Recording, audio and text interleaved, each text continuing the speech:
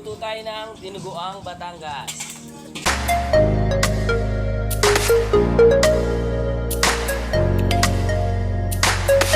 Siyempre, kailangan natin ng dugo ng baboy, laman loob ng baboy, at siyempre ang niluak. Ayan ang niluak. Binukod natin yan, may gagawin tayo dyan pagmamantikain natin mamaya. Ayan, nagdikit na tayo ng apoy para pag initin ang ating tulyasi at simulan natin pagluluto ng dinuguang Batangas. Naglagay na nga tayo ng konting mantika at syempre konti lang yan dahil meron tayong binukod na niluak. Nilamasa natin ang asin at syempre ito ay ating gigisa at pagmamantikain, at pag lumabas na yung kanyang mantika, naluto na, ay ating hanguin ang niluak at ibubukod.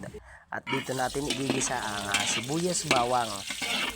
Antayin lang natin maluto ng konti ang sibuyas at bawang, at pag bumangon ito at okay na, ilalagay na natin ang lamang loob ng baboy.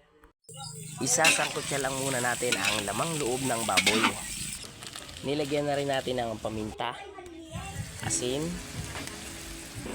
toyo, suka, at syempre ang ating sili. Ayan, inilahat na natin yan.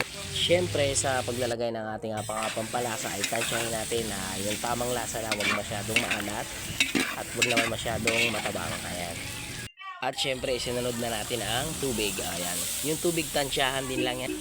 At pag kumulo na ay ilagay na natin ang dugo ng baboy. Sa paglalagay ng dugo ng baboy, kailangan haluin lang ng haluin habang nilalagay ang dugo ng baboy para maiwasan ang pagbubuo-buo ng dugo ng baboy.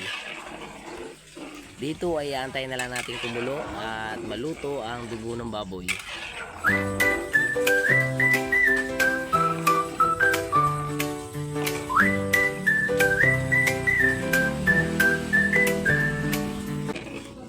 Luto na ang ating dinuguang Batangas. Taob na naman ang bahaw sa ating pangmalakasang dinuguang Batangas.